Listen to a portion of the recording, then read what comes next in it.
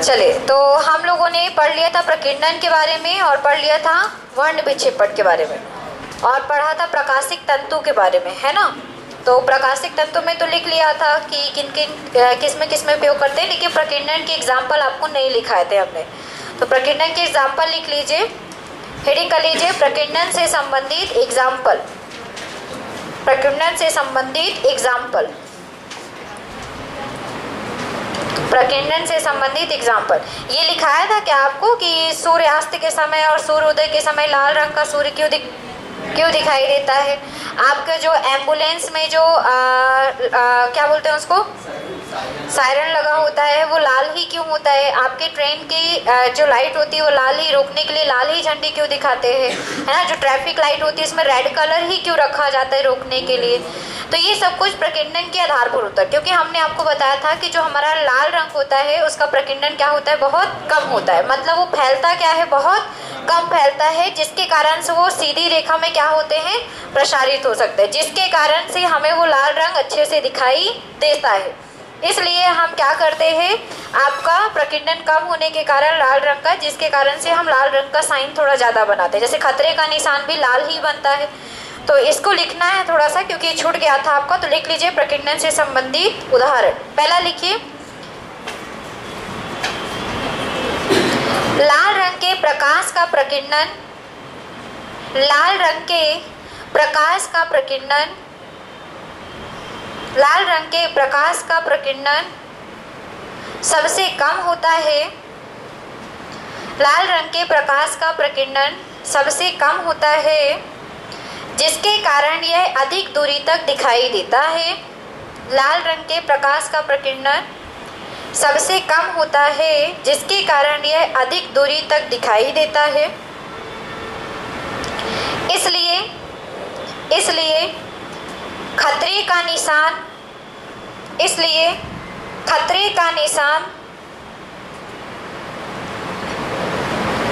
Ambulance की light, ambulance की light, traffic की लाइट, एम्बुलेंस की लाइट, ट्रैफिक की लाइट आदि में लाल रंग का उपयोग किया जाता है।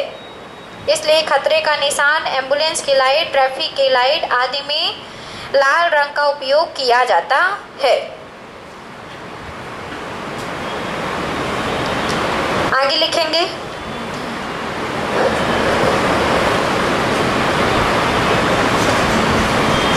प्रकीर्णन के कारण ही, आगे लिखेंगे प्रकीर्णन के कारण ही सूर्योदय एवं सूर्यास्त के समय, प्रकीर्णन के कारण ही सूर्योदय एवं सूर्यास्त के समय, सूर्योदय एवं सूर्यास्त के समय, सूर्यास्त के समय सूर्य लाल रंग का दिखाई देता है। सूर्योदय एवं सूर्यास्त के समय सूर्य लाल रंग का दिखाई देता है, लाल रंग का दिखाई देता है। क्योंकि ये क्वेश्चन डायरेक्टली आपको पेपर में मिल जाएगा, पूछ लेगा सूर्य लाल रंग का सूर्योदय के समय सूर्यास्त के समय लाल क्यों दिखाई देता है? क्योंकि लाल रंग का प्रकीर्णन कम होता है, फैलता कम है, जिसके कारण से फोकस हमारे प्रकाश किरण पे ज़्यादा लाल का हो जाता है और इस कारण से सूर्य हमें कैसा दिखता है, लाल दिखता है। एक और क्वेश्चन आया करता है कि समुद्र का रंग नीला या हरा क्यों दिखाई देता है ना। पानी का जो रंग है नीला या हरा ही क्यों दिखता है? जितना ही गहरा समुद्र होता है उतना ही वो गहरा रंग देता है, नीला रंग देता है। ऐसे आकाश का भी रंग हमें क्यों नीला दिखाई देता है? तो क्यों दिखाई देता है? आपके नीले रंग का प्रकीर्णन कम होता है, प्रकीर्णन ज़्यादा होता है, जिसके कारण से नीला रंग फैल जाता है आकाश में। इस कारण से हमें नीला क्या दिखाई देता है, आकाश नीला दिखाई देता है। तो इसको भी लिख लीजिए, प्रकाश के प्रकीर्णन के कारण, प्रकाश के प्रकीर्णन के कारण स्वच्छ व गहरे जल का रंग, स्वच्छ व गहरे जल का रंग, स्वच्छ व गहरे जल का रंग, गहरे जल का रंग नीला या हरा दिखाई देता है, नीला व हरा दिखाई देता है। तथा प्रकाश के प्रकीर्णन के कारण ही आकाश का रंग भी नीला दिखाई देता है। प्रकाश के प्रकीर्णन के कारण ही आकाश का रंग नीला दिखाई देता है। प्रकाश के प्रकीर्णन के कारण ही आकाश का रंग कैसा दिखाई देता है? नीला दिखाई देता है। ये एग्जाम्पल छूट गए थे आपको क्योंकि पेपर में आते हैं, इसलिए इसको लिखना जरूरी था। आज रीडिंग कर लीजिए। आज हम लोग का ये फिजिक्स हो जाएगा ख़त्म। जितना हो जाएगा कोशिश ये होगी कि ज़्यादा से ज़्यादा आज हम आपको पढ़ा सके, है ना, जिससे कल ज्योग्राफी स्टार्ट हो जाए आपकी। तो हेडिंग कर लीजिए सब कोई। आज हम लोग पढ़ेंगे दर्पण के बारे में। दर्पण सब कोई जानते हैं ना, मिरर, जिसमें आप चेहरा देखते हैं, वो शीशा नहीं है, वो क्या है? दर्पण है ना। हम लोग बोलते हैं कि हम लोग शीशे में चेहरा देखते हैं, शीशे में नहीं देखते। आईना कह सकते हो या फिर दर्पण कह सकते हैं। दर्पण होता क्या है, कोई बताएंगे क्या? किसे कहेंगे दर्पण? ऐसा मत कहना जिसमें हम चेहरा देख के आए हैं वही है दर्पण, है ना। बताओ किसे कहेंगे दर्पण?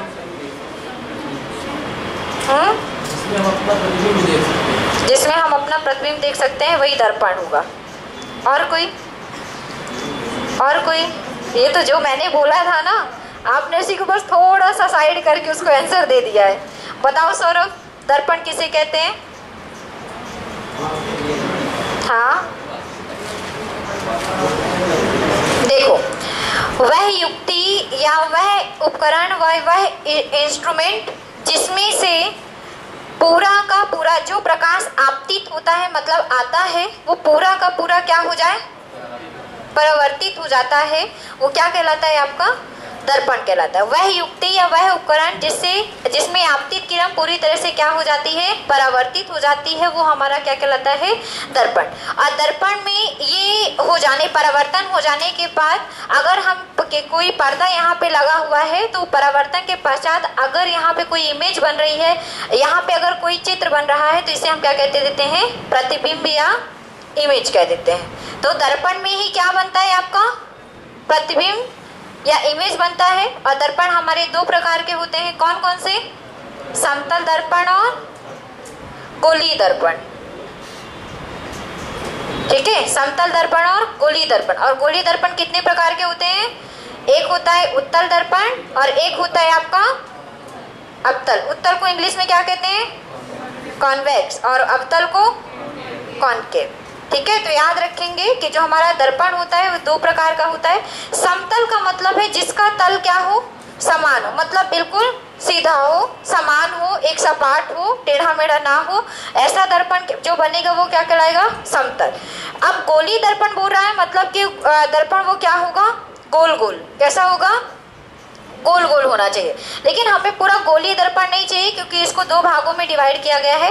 अगर मान लीजिए इस दर्पण का केंद्र ये है, ठीक है, दर्पण का, गोलीय दर्पण का केंद्र ये है, अगर हम केंद्र से इसको कट कर दें, आधा कर दें, समझना, अगर हम इसको आधा कर दें तो अंदर की जो सतह होगी, अगर इसको हम पॉलिश कर दें, इस पे क्या कर दें हम?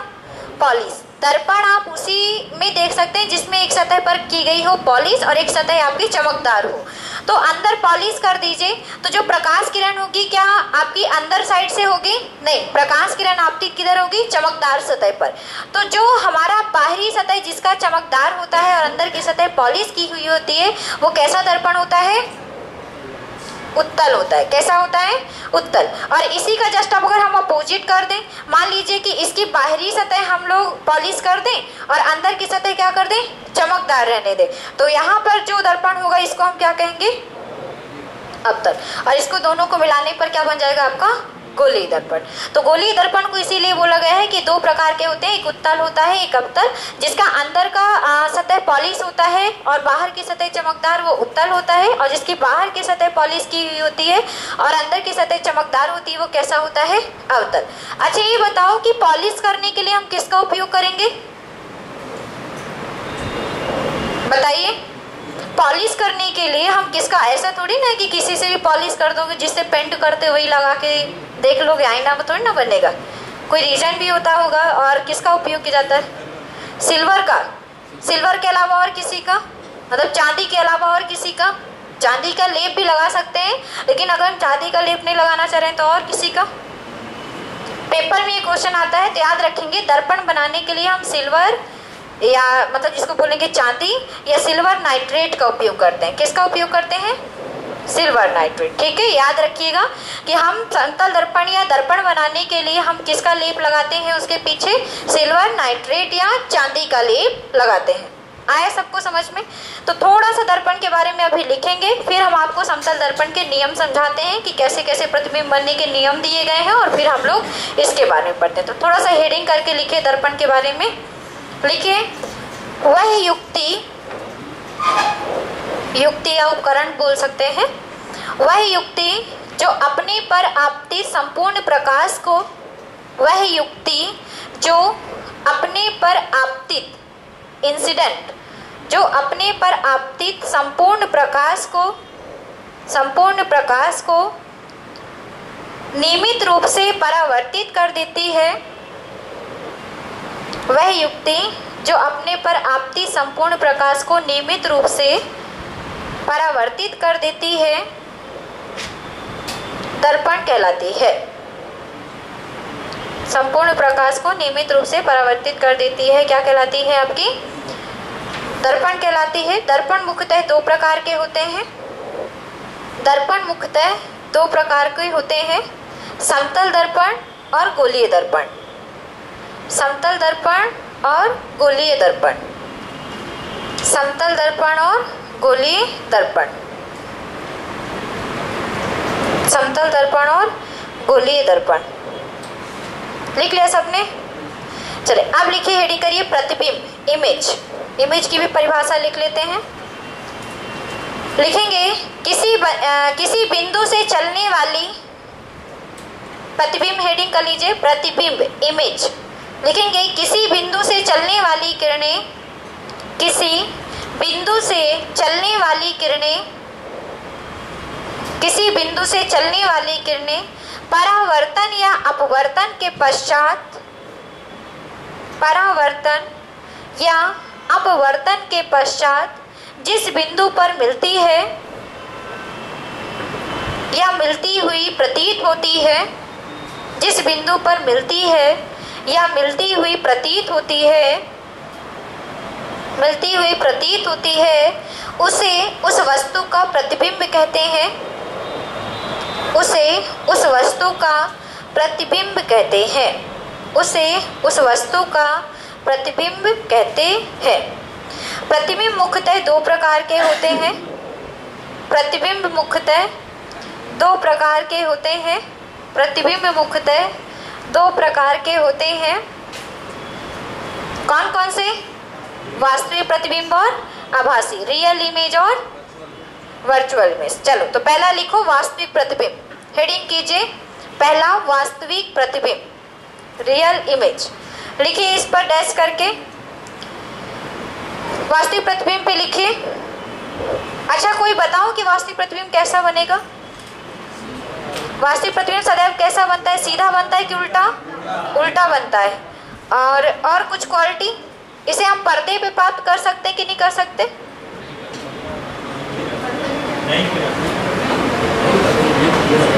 आप लोगों को पता हो शायद कि हम आपको देख रहे हैं, आप हमको देख रहे हैं, तो वास्तव में हमारा और आपका जो प्रतिबिंब है आंखों में, वो उल्टा बन रहा है। तो क्या पर्दे पे अगर चित्र ना बन रहा तो क्या आप दिखते? पर्दे पे चित्र उल्टा बन रहा है और हमारा मस्तिष्क उसे हमें सीधा करके दिखा रहा है।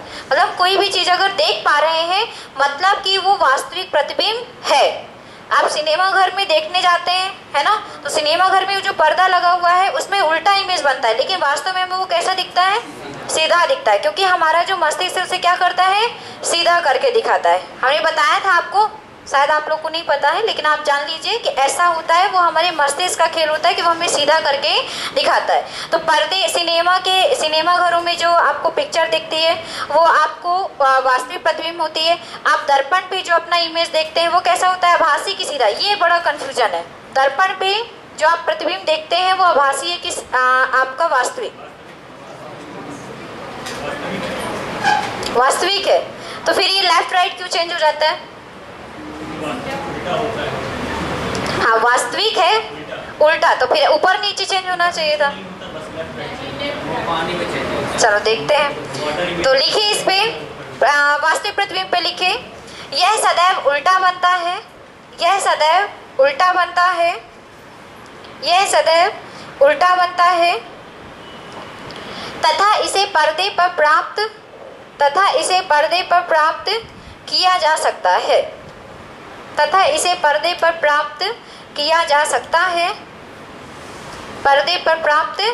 सकता है दूसरा लिखिए आभासी प्रतिबिंब वर्चुअल इमेज लिखेंगे। यह सदैव सीधा बनता है और इसे पर्दे पर प्राप्त नहीं किया जा सकता है इसे पर्दे पर प्राप्त नहीं किया जा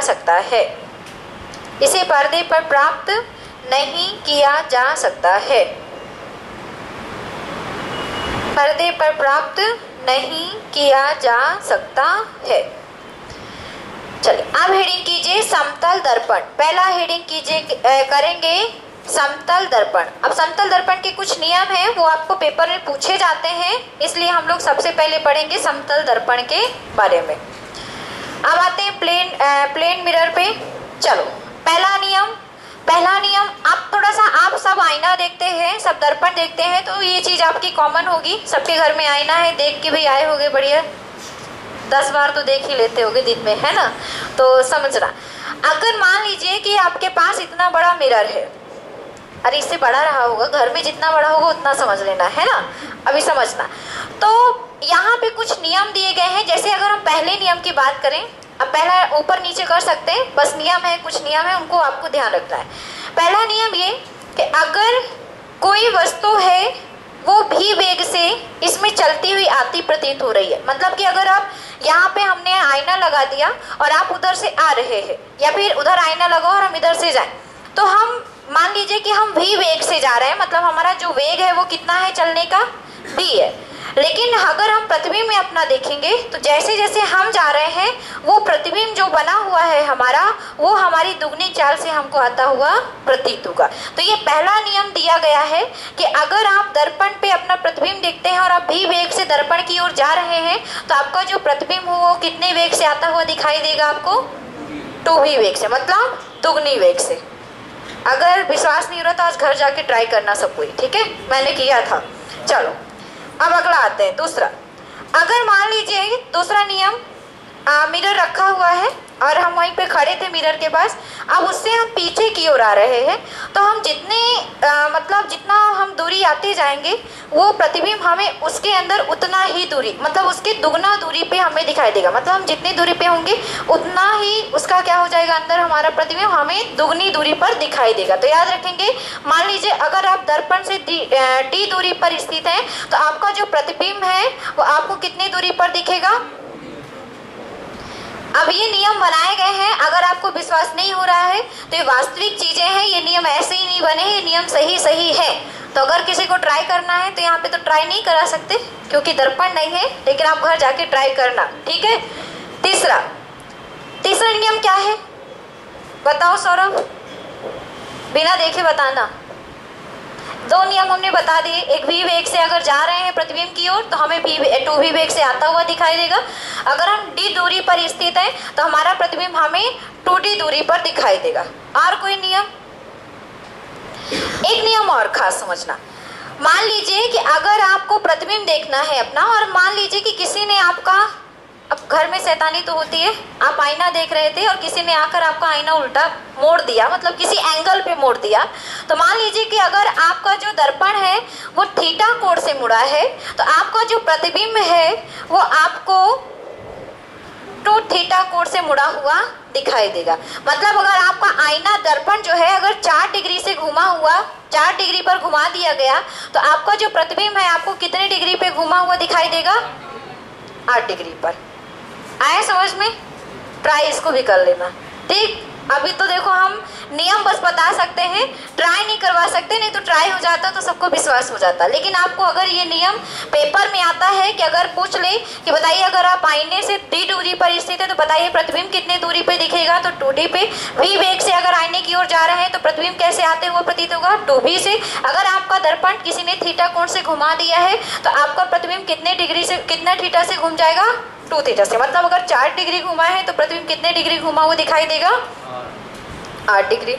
और कोई नियम, सब तो हम भी बता रहे हैं, आप लोग भी कुछ बताओ।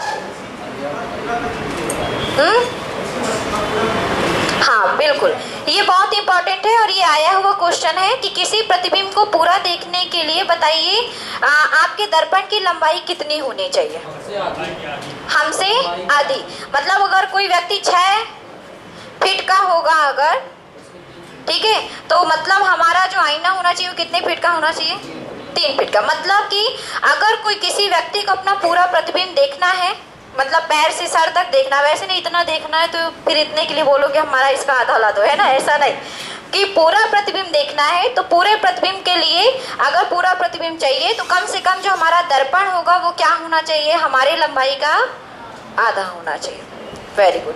एक खास नियम, अगर हम 2 दर्पण ले लें, 2 समतल दर्पण ले लें और उसे हम थीटा डिग्री पर झुकाएं। अब थीटा का मान कुछ भी हो सकता है, 90 डिग्री भी हो सकता है, 45 डिग्री भी हो सकता है, 0 डिग्री भी हो सकता है। तो अगर हम 2 दर्पण को थीटा डिग्री से झुकाते हैं और एक दूसरे के मतलब थीटा डिग्री से झुका कर रखते हैं तो वहां पे प्रतिबिंब की संख्या ज्ञात करने के लिए पेपर में आता है। तो थीटा कोण से अगर हम झुकाते हैं 2 दर्पण को, 2 दर्पण लेना है, 2 दर्पण को हम थीटा कोण से अगर झुकाते हैं तो प्रतिबिंब की संख्या ज्ञात करने के लिए सूत्र दिया गया है। सूत्र है आपका 360 डिग्री -1 बटे थीटा। अगर मान लो हमने थीटा का मान लिया 90 डिग्री, तो चलिए मान रखिए और बताइए कि दर्पण पे कितने प्रतिबिंब बनेंगे इसमें, बताइए। 360 बटे आपका 90 डिग्री है ना, और -1, 0 से 0 कैंसिल, डिग्री से डिग्री कैंसिल, 9 चौको 36, 4 -1 कितना हो जाएगा? 3। मतलब प्रतिबिंब कितने बनने चाहिए यहाँ पे?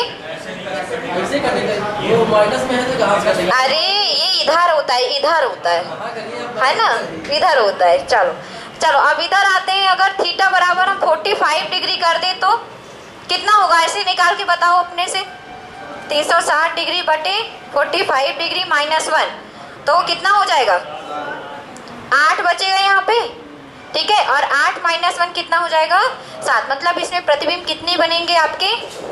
अगर मान लो थीटा डिग्री बराबर रख दे 0 डिग्री तो कितने बनने चाहिए? इनफाइनाइट, मतलब अनंत होने चाहिए। मतलब कि अनंत बनेंगे, उसे हम गिन नहीं सकते। अभी किस एंगल पे कैसे रखना है ये हम आपको नहीं बता सकते क्योंकि हमें भी पता नहीं है, तो इसको रखने की जरूरत नहीं है कि कैसे कैसे रखेंगे। अगर आपसे बनता है तो आप रख सकते हैं, ठीक है ना।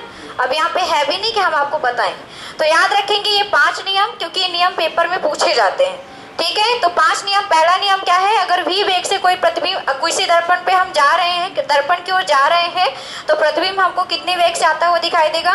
2v। अगर हम d दूरी पर जा रहे हैं तो हमारा प्रतिबिंब हम कितने दूरी पर दिखाई देगा? 2d। अगर थीटा कोण से हम किसी प्रतिबिंब को किसी दर्पण को घुमा रहे हैं तो हमारा प्रतिबिंब कितना घूमता हुआ दिखाई देगा? 2 थीटा। अगर हमें अपना पूरा प्रतिबिंब देखना है तो दर्पण कम से कम कितना होना चाहिए? हमारा आधा। और हमें प्रतिबिंब की संख्या ज्ञात करने के लिए एक सूत्र दिया गया है जिसको लिखा गया है 360 डिग्री बटे थीटा -1, और इससे हम क्या निकालते हैं? प्रतिबिंब की संख्या, ठीक है। रट्टा मार लेना क्योंकि पेपर में आता है, याद तो नहीं होगा तो रट्टा ही मारना पड़ेगा। चलो लिखो, देखिए समतल दर्पण रीडिंग करके। किसी भी दर्पण को बनाने के लिए लिखेंगे, किसी भी दर्पण को बनाने के लिए, किसी भी दर्पण को बनाने के लिए, किसी भी दर्पण को बनाने के लिए दर्पण के पीछे, किसी भी दर्पण को बनाने के लिए दर्पण के पीछे चांदी या सिल्वर नाइट्रेट का लेप का उपयोग किया जाता है। दर्पण को बनाने के लिए चांदी या सिल्वर नाइट्रेट के लेप का उपयोग किया जाता है। सिल्वर नाइट्रेट के लेप का उपयोग किया जाता है। अब देखिए समतल दर्पण में बनने वाले प्रतिबिंब के नियम, पहले बोल तो लेने दो। समतल दर्पण में बनने वाले प्रतिबिंब के नियम, समतल दर्पण में बनने वाले प्रतिबिंब के नियम। चलिए पहला नियम लिखिए।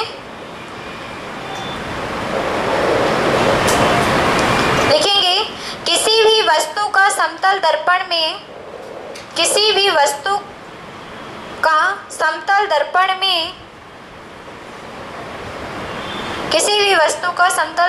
में पूरा प्रतिबिंब देखने के लिए किसी भी वस्तु का समतल दर्पण में उसका पूरा प्रतिबिंब देखने के लिए प्रतिबिंब मतलब इमेज, प्रतिबिंब देखने के लिए दर्पण को उस वस्तु की लंबाई का आधा होना चाहिए। दर्पण को उस वस्तु की लंबाई का आधा होना चाहिए। दर्पण को उस वस्तु की लंबाई का कितना होना चाहिए? आधा होना चाहिए। दूसरा नियम लिखेंगे, कोई वस्तु या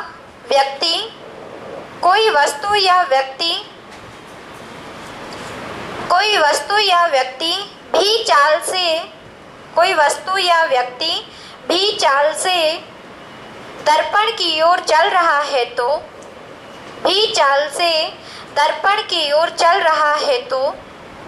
उसे अपना प्रतिबिंब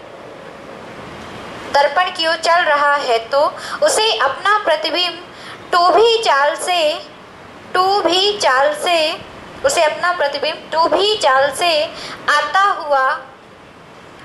हुआ प्रतीत होता है। उसे अपना प्रतिबिंब टू भी चाल से आता हुआ प्रतीत होता है। तीसरा नियम लिखेंगे, यदि कोई वस्तु स्थिर है, लिखिए तीसरा नियम, यदि कोई वस्तु स्थिर है तथा समतल दर्पण को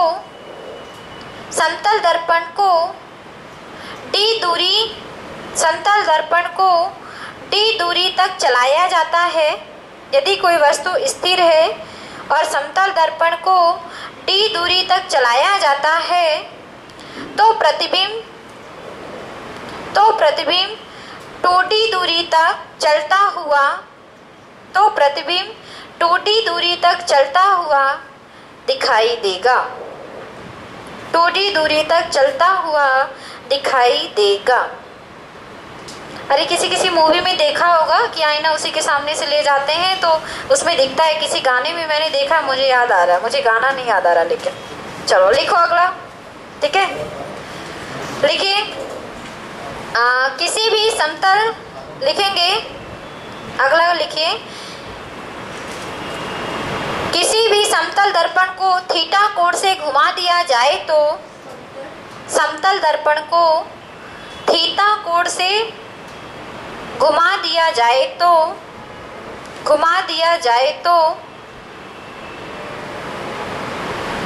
परावर्तित किरण 2 थीटा कोण से घूम जाती है। तो परावर्तित किरण 2 थीटा कोण से घूम जाती है। तो परावर्तित किरण 2 थीटा कोण से घूम जाती है। परावर्तित किरण ही आपका प्रतिबिंब बनाती है, मतलब हमें प्रतिबिंब भी कितने डिग्री से घुमा हुआ दिखाई देगा? दुगना, है ना, दुगने थीटा से। चलिए अब कौन सा बचा है? ये भी हो गया। हाँ, एक लास्ट लिख लीजिए, यदि 2 समतल दर्पण, अगला लास्ट लिखे, यदि 2 समतल दर्पण थीटा कोण से झुके हुए हैं, यदि 2 समतल दर्पण थीटा कोण से झुके हुए हैं तो उनके मध्य रखी हुई वस्तु के बनाए गए, तो उनके मध्य थीटा कोण से झुके हुए हैं तो उनके मध्य रखी हुई वस्तु के बनाए गए, उनके मध्य रखी हुई वस्तु के बनाए गए कुल प्रतिबिंब की संख्या, बनाए गए कुल प्रतिबिंब की संख्या 360 डिग्री बटे थीटा डिग्री माइनस 1 होती है। ये सामने लिखा हुआ है, 360 डिग्री बटे थीटा डिग्री माइनस 1 होती है।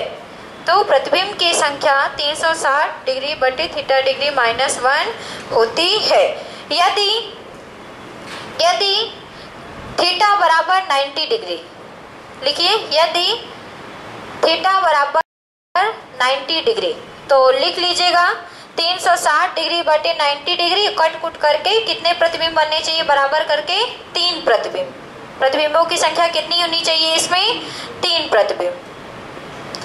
दूसरा लिख लीजिए यदि थीटा बराबर 45 डिग्री हो तो ये मान याद कर लेंगे आप, ठीक है। अगर आपको सूत्र नहीं याद है, भूल गया, तो मान को याद कर लीजिएगा क्योंकि ये सीधे सीधे क्वेश्चन आपके पेपर में मिलेगा आपको।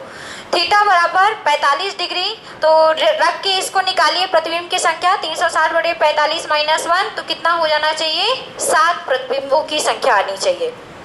और तीसरा लिख लीजिए यदि थीटा बराबर 0 डिग्री, यदि थीटा बराबर 0 डिग्री तो कितना होना चाहिए आपका इनफाइनाइट, अनंत। प्रतिबिंब की संख्या कितनी होनी चाहिए इसमें अनंत।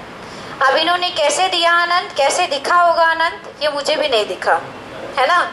लेकिन नियम है तो कुछ नियम मानकर ही बताए गए होंगे, इसलिए नियम हम लोग को याद करना है क्योंकि पेपर में तो अपने को नंबर से मतलब है, इधर बताना नहीं है कि दर्पण को ऐसा घुमाया क्यों, ऐसा क्यों घुमाया, है ना। ऐसा नहीं, आपको केवल इसको याद करना है, जितने नियम है वो पूरे आपको याद करने हैं। अब देखो वैज्ञानिक तो हम लोग बन नहीं पा रहे हैं, अभी नौकरी मिल नहीं पा रही, वैज्ञानिक क्या बनोगे, है ना। चलो लिखिए समतल दर्पण के उपयोग, लिख लीजिए समतल दर्पण के उपयोग। बताओ समतल दर्पण का उपयोग किसमें किसमें करते हैं? दाढ़ी बनाने में, दाढ़ी बनाने में नहीं करते हैं लेकिन, है ना। हाँ, चेहरा देखने में लुकिंग ग्लास के रूप में, और दूरदर्शी बनाने में, दूरदर्शी है ना, मतलब दूर की वस्तुओं को देखने के लिए, जिसको हम क्या कहते हैं टेलीस्कोप कि पेरिस्कोप, टेलीस्कोप। और पेरिस्कोप भी यूज करते हैं ना। पेरिस्कोप क्या होता है बताइए, ये हमने लिखा है आपको। ये जो पनडुब्बी होती है ना, पनडुब्बी वस्तुओं को ढूंढने के लिए, समुद्र की गहराई में ढूंढने के लिए हम किसका जो पहनते हैं उसको हम क्या कहते हैं पेरिस्कोप। तो पेरिस्कोप में भी किस दर्पण का उपयोग किया जाता है समतल दर्पण। तो हेडिंग करेंगे समतल दर्पण के उपयोग, लिखेंगे पेरिस्कोप बनाने में, पेरिस्कोप बनाने में, पेरिस्कोप बनाने में। दूसरा लुकिंग ग्लास बनाने में, लुकिंग ग्लास, लुकिंग ग्लास मतलब चेहरा देखने के लिए, हाँ लुकिंग मतलब देखना लुकिंग ग्लास बनाने में चेहरा देखने के लिए, चेहरा देखने के लिए। और तीसरा लिख लीजिए कैलिडोस्कोप, कैलिडोस्कोप, कैलिडोस्कोप। बताओ क्या करते हैं इसमें, बताओ। ये बच्चों का एक शायद आप लोगों ने देखा हो, एक आईने की तरह खिलौना रहता है छोटा सा, उसमें जब किसी वस्तु को आप देखते हैं तो आपको रंगीन रंगीन दिखाई देते हैं, बहुत सारे कलर दिखाई देते हैं। हाँ हाँ वही वाला है, तो उसको हम कहते हैं कैलिडोस्कोप। तो कैलिडोस्कोप आपका हो गया, पेरिस्कोप हो गया। चेहरे को देखने के लिए हम किस दर्पण का उपयोग करते हैं समतल दर्पण। अब आते हैं आपके गोलीय दर्पण। हेडिंग करिए सबको ही गोलीय दर्पण। चलो लिखो, अब गोलीय दर्पण को समझो, पहले लिखो क्या, पहले तो समझो।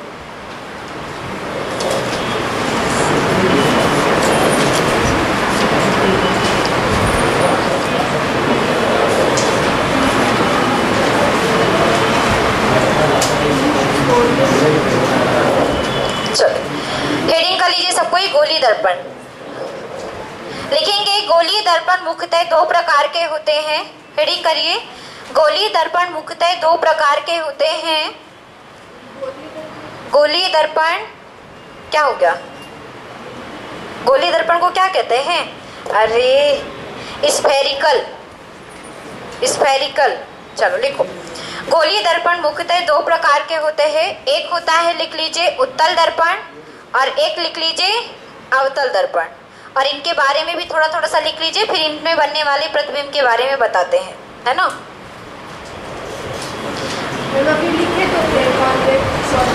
कॉन्वेक्स कहते हैं ये उत्तल को, नहीं तो उसके बारे में लिखना है। तो हेडिंग कर लीजिए पहला उत्तल दर्पण, पहला हेडिंग कीजिए उत्तल दर्पण। लिखिए यदि गोलीय दर्पण के अवतल भाग को पॉलिश कर दिया जाए, मतलब अवतल भाग मतलब अंदर वाले भाग को, यदि गोली दर्पण के अवतल भाग को पॉलिश कर दिया जाए तो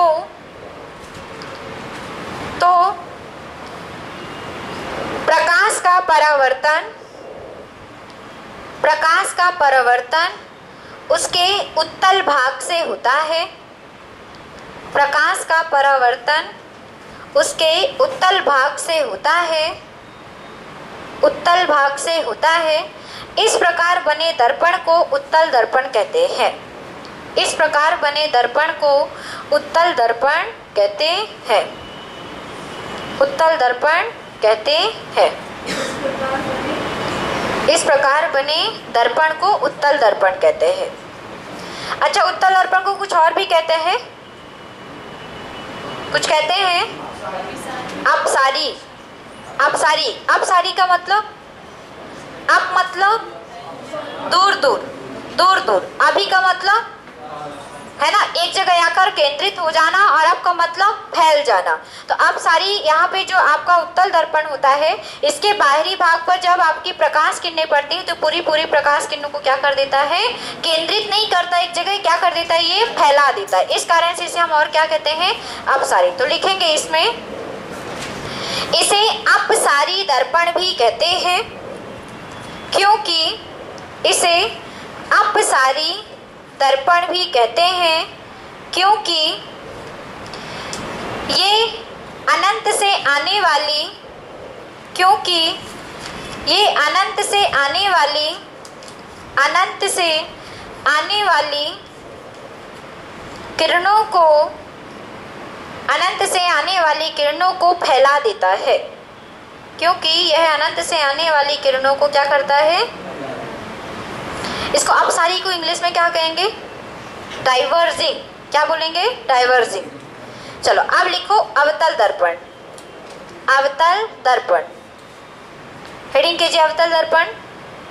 यदि गोली दर्पण में, यदि गोली दर्पण में प्रकाश का परावर्तन, यदि गोली दर्पण में प्रकाश का परावर्तन अवतल भाग से होता है, गोली दर्पण में प्रकाश का परावर्तन अवतल भाग से होता है, मतलब अंदर वाले भाग से होता है, तो यह दर्पण अवतल दर्पण कहलाता है।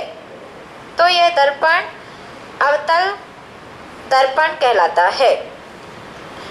इसे अभिसारी, अभिसारी कन्वर्जिंग बोलते हैं, इसको अभिसारी दर्पण भी कहते हैं। इसे अभिसारी दर्पण भी कहते हैं क्योंकि यह अनंत से आने वाली किरणों को, क्योंकि यह अनंत से आने वाली किरणों को सिकोड़ देता है या सिकोड़ता है, किरणों को सिकोड़ता है, या फिर कह सकते हैं एक बिंदु पर इकट्ठा करता है। तो उसमें यदि जो किरणें सिकुड़ जाती हैं तो प्रतिबिंब बड़ा बनेगा छोटा, वो हम बता देंगे प्रतिबिंब कब कैसा बनेगा। वो स्थिति पे डिपेंड करता है कि प्रतिबिंब बन कहाँ से रहा है, वो वस्तु आपकी स्थित कहाँ से है। हाँ, सिकोड़ने का मतलब है कि कहीं ना कहीं वो जरूर किसी न किसी जगह पर काटेगी जरूर, ये चीज है। सिकोड़ने का मतलब ये नहीं है कि वस्तु को बिल्कुल छोटा प्रतिबिंब कर देगा, बिल्कुल नहीं। इसका मतलब ये बिल्कुल भी नहीं है। इसका मतलब ये है कि फैलाएगा नहीं, फैल जाएगी तो किरणें एक दूसरे को काटेंगी नहीं, लेकिन सिकुड़ेंगी तो एक दूसरे को कहीं ना कहीं पे काटेंगी। और वो प्रतिबिंब बनने के जो नियम है वो आपको हम बताएंगे कि अवतल दर्पण में प्रतिबिंब कैसे कैसे बनता है। तो चलिए थोड़ा सा लिखिए कुछ सम डिफिनेशन, हेडिंग कीजिए सम डिफिनेशन। सम डिफिनेशन, प्रमुख परिभाषाएं। चलो अब बात करते हैं हम अपने गोली दर्पण के बारे में। अब सबसे पहले, क्योंकि हमारे पेपर में क्वेश्चन पूछा जाता है अवतल दर्पण से सबसे ज्यादा कि अवतल दर्पण पे कैसा कैसा प्रतिबिंब बनता है, तो हम अवतल दर्पण से ही समझेंगे, इनके बारे में थोड़ा सा अवतल दर्पण के बारे में समझेंगे। आप बातें नहीं कीजिएगा, ठीक है? नहीं दिख रहा है उधर से? अब चलो सबको दिख रहा है ना इधर? चलिए अब हमको इसमें क्या करना है, बाहरी भाग को क्या कर देना है, अवतल दर्पण अगर हम बना रहे हैं तो पॉलिश कर देना है। अब समझिएगा, ये हमारा गोलीय दर्पण का एक भाग है। दूसरा बाहरी भाग पॉलिश किया गया है और अंदर भाग चमकदार है, जिसमें से हमारी प्रकाश किरण क्या होगी, परावर्तित होगी। या फिर हम कह सकते हैं कि एक प्रकार का ये कैसा दर्पण है, अवतल दर्पण। अवतल दर्पण का जो मेन बिंदु होगा बीच वाला, अभी पता नहीं मुझे बीच में दिख रहा है, आपको दिख रहा है बीच में? नहीं, ऊपर है थोड़ा सा। अब अरे कितना नीचे कराओगे आप? चलो, तो इसका जो मध्य बिंदु है, क्योंकि हम पास में है ना तो मुझे समझ में नहीं आएगा, आप थोड़ा दूर है तो आपको समझ में आएगा वहां से, है ना। तो आपका दर्पण का जो मध्य बिंदु है, इसे हम कहते हैं ध्रुव। इसे हम क्या कहते हैं, ध्रुव। ठीक। अब अवतल दर्पण से इसके बीच में, अब जिस गोले का ये भाग रहा होगा, उसका जो केंद्र बिंदु रहा होगा, ये बिल्कुल केंद्र में दिख रहा है क्या? अब चलो, तो आपको समझना है, बस आप बता देना, क्योंकि मुझे समझ में नहीं आएगा यहाँ पे। तो आपका ये जो केंद्र बिंदु है, मतलब कि जो हमारा दर्पण है, वो जिस गोले का भाग रहा होगा, उसका केंद्र बिंदु हमारे दर्पण का क्या कहलाएगा, वक्रता केंद्र। क्या कहलाता है, वक्रता केंद्र। वक्रता केंद्र से हमारे ध्रुव तक जो खींची गई रेखा है, वो क्या कहलाती है, बताइए। वक्रता केंद्र से हमारे ध्रुव तक खींची गई रेखा क्या कहलाती है, मुख्य अक्ष। क्या कहलाती है, मुख्य अक्ष। और हमारे, समझना, हमारे वक्रता केंद्र और ध्रुव के बीच का जो मध्य बिंदु, ये है मध्य, क्या ये बिल्कुल मध्य है ना। तो ये जो मध्य बिंदु है, इसको हम क्या कहते हैं, फोकस। इसको हम क्या कहते हैं, फोकस। अब आया समझ में? तो ये कुछ परिभाषाएं हैं। अगर पूछ ले कि दर्पण का जो मेन बीच का जो बिंदु है वो क्या होता है, तो वो ध्रुव होता है। हमारा जो अवतल दर्पण है, जिस गोले का भाग होता है, उसका केंद्र, उसका क्या कहलाता है, वक्रता केंद्र। वक्रता केंद्र और ध्रुव के बीच की जो रेखा होती है मिलाने वाली, उसे हम क्या कहते हैं, मुख्य अक्ष। और आपके वक्रता केंद्र और ध्रुव के बीच की जो मुख्य बिंदु होती है बीच की, उसे हम क्या कहते हैं, फोकस। और हमारे फोकस और आपके जो ध्रुव होता है और फोकस, वक्रता केंद्र और फोकस का जो बीच की दूरी होती है, दोनों के बराबर क्या होती है, इक्वल होती है। लेकिन एक नियम आपने सुन के रखा होगा शायद, कि जो हमारा फोकस होता है वो हमेशा हमारी त्रिज्या का क्या होता है, आधा होता है। वो हमारी टोटल त्रिज्या का क्या होता है, ये वक्रता केंद्र से, ये केंद्र से इधर तक की पूरी त्रिज्या हो गई, तो हमारा फोकस बिल्कुल बीच में होता है। इस कारण से हम कहते हैं कि त्रिज्या का क्या होता है, आधा होता है, इसलिए हम इसको बीच में बनाते हैं। अब पेपर में कुछ नियम आते हैं, अवतल दर्पण में बनने वाले जो प्रतिबिंब होते हैं, उनके कुछ नियम आते हैं। जैसे आप लोगों ने कभी सुन के रखा हो, 10th की क्लास में सुना भी होगा, कि अगर मान लीजिए कि कोई वस्तु अनंत पर स्थित है, तो बताइए प्रतिबिंब हमारे अवतल दर्पण पर कहाँ बनना चाहिए, कितना बनना चाहिए, कितना छोटा होगा, किसके बराबर होगा, उल्टा होगा कि सीधा होगा, ये पेपर में पूछा जाता है।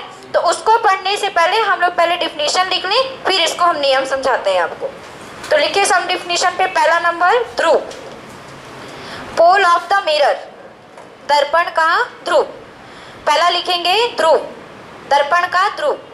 लिखिए गोलीय दर्पण, गोलीय दर्पण का मध्य बिंदु,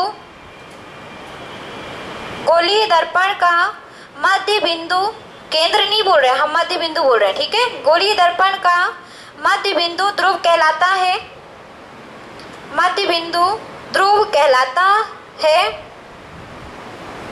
जिसे P से प्रदर्शित करते हैं, कैपिटल P, जिसे कैपिटल P से प्रदर्शित करते हैं, P से प्रदर्शित करते हैं, ये P से। फिर अगला लिखेंगे वक्रता केंद्र, हेडिंग कीजिए, वक्रता केंद्र, सेंटर ऑफ कर्वेचर। लिखिए इस पे, गोलीय दर्पण जिस खोखले गोले का भाग होता है, गोलीय दर्पण जिस खोखले गोले का भाग होता है, गोलीय दर्पण जिस खोखले गोले का भाग होता है, उसके केंद्र को, जिस खोखले गोले का भाग होता है उसके केंद्र को दर्पण का वक्रता केंद्र कहते हैं। उसके केंद्र को दर्पण का वक्रता केंद्र कहते हैं। Centre of curvature, CURVATURE, CURVATURE लिख लिया। अब लिखेंगे वक्रता त्रिज्या को किससे प्रदर्शित करते हैं, बताओ, C से। चलो अगला लिखिए वक्रता त्रिज्या। अगली डिफिनेशन लिखिए वक्रता त्रिज्या। गोलीय दर्पण जिस गोले का भाग होता है, गोलीय दर्पण जिस गोले का भाग होता है उसकी त्रिज्या, गोलीय दर्पण जिस गोले का भाग होता है उसकी त्रिज्या, रेडियस, उसकी त्रिज्या उस दर्पण की वक्रता त्रिज्या कहलाती है। उसकी त्रिज्या उस दर्पण की वक्रता त्रिज्या कहलाती है, वक्रता त्रिज्या कहलाती है। और वक्रता त्रिज्या को किससे डिनोट करेंगे, R से, स्मॉल r से। चलिए अगला लिखिए मुख्य अक्ष, मुख्य अक्ष, प्रिंसिपल एक्सिस। चलिए लिखिए मुख्य अक्ष पर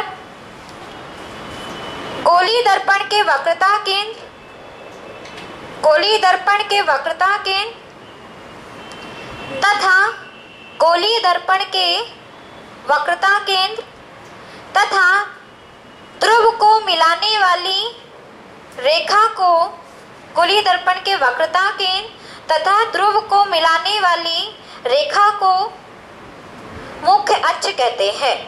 ध्रुव को मिलाने वाली रेखा को मुख्य अक्ष कहते हैं, मुख्य अक्ष कहते हैं। ठीक, या मतलब ऐसे बोल सकते हैं C और P बराबर हमारा R होता है ना, बोल सकते हैं ना, ये पूरा रेडियस है। चलिए अब अगला लिखिए फोकस बिंदु, फोकस बिंदु, फोकस बिंदु। चलिए लिखिए मुख्य अक्ष के समांतर आपतित किरण, मुख्य अक्ष के समांतर आपतित किरण, मुख्य अक्ष के समांतर आपतित किरण दर्पण से परावर्तन के पश्चात, मुख्य अक्ष के समांतर आपतित किरण दर्पण से परावर्तन के पश्चात, दर्पण से परावर्तन के पश्चात जिस बिंदु से जाती है,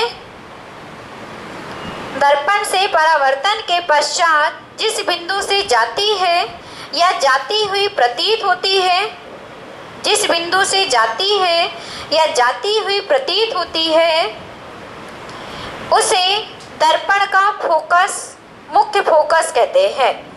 जिस बिंदु से जाती है या जाती हुई प्रतीत होती है उसे दर्पण का क्या कहते हैं, मुख्य फोकस कहते हैं, मुख्य फोकस कहते हैं। अब लिखिए फोकस दूरी, फोकस दूरी, फोकस दूरी लिखेंगे। ध्रुव व मुख्य फोकस के बीच की दूरी फोकस दूरी कहलाती है। ध्रुव व फोकस दूरी पे लिखना है, ध्रुव व फोकस के बीच की दूरी फोकस दूरी कहलाती है। ध्रुव व फोकस के बीच की दूरी क्या कहलाती है, फोकस दूरी कहलाती है।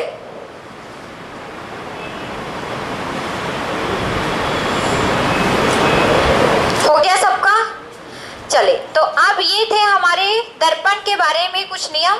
दर्पण में आपको सब कुछ याद रखना है कि जो हमारे दर्पण का मुख्य बिंदु होगा वो हमारा ध्रुव कहलाएगा, जिसे हम P से प्रदर्शित करेंगे। हमारा दर्पण जिस गोले का भाग होगा उसका केंद्र क्या कहलाएगा, इसका दर्पण का वक्रता केंद्र कहलाएगा, जिसे C से प्रदर्शित करेंगे। और हमारी वक्रता केंद्र और ध्रुव को मिलाने वाली रेखा क्या कहलाएगी, आपकी मुख्य अक्ष कहलाएगी। जहाँ से हमारी जो आपतित किरण होगी जहाँ से आपकी जाएगी उस बिंदु को हम क्या कहेंगे, फोकस बिंदु कहेंगे या मुख्य फोकस कहेंगे। और फोकस और ध्रुव के बीच की दूरी को हम क्या कहेंगे, फोकस दूरी कहेंगे। तो ये था आपके दर्पण के बारे में। अब दर्पण के कुछ मतलब प्रतिबिंब के कुछ नियम लिख लीजिए।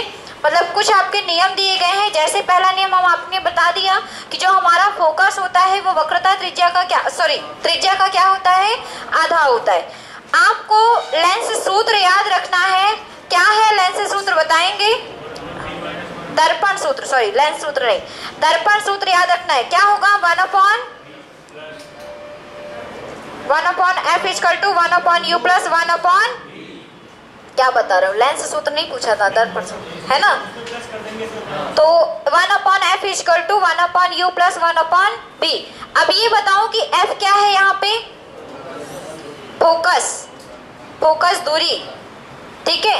u क्या है यहाँ पे, वस्तु की दूरी।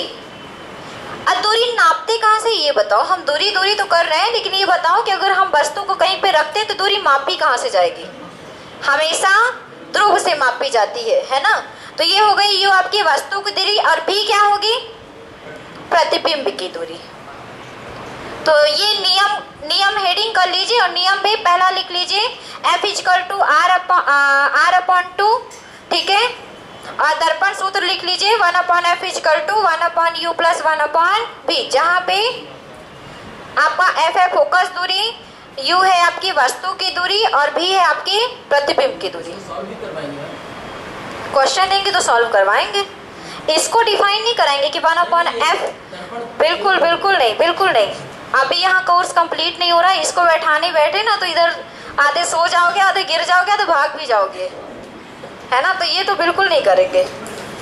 12th की क्लास में अगर होते तो जरूर बताते। हाँ, तो 2 घंटे हमको वेस्ट नहीं करने आपके साथ, इसलिए केवल और केवल आप इतना कीजिएगा कि दर्पण सूत्र अपने माइंड पे सेट कर लीजिएगा कि दर्पण सूत्र क्या होता है, 1/f equal to 1/u plus 1/b। और हमारे जो फोकस होता है वो हमेशा आपकी त्रिज्या का क्या होता है, आधा। क्योंकि ये सूत्र में आपका पेपर में कभी कभी क्वेश्चन बनता है, स्पेशली कांस्टेबल पे नहीं आएगा, लेकिन एसएससी में क्वेश्चन बनते हैं, इसका ग्रुप डी में भी क्वेश्चन बनता है, इसलिए इसका हमको सूत्र याद रखना है, ठीक है।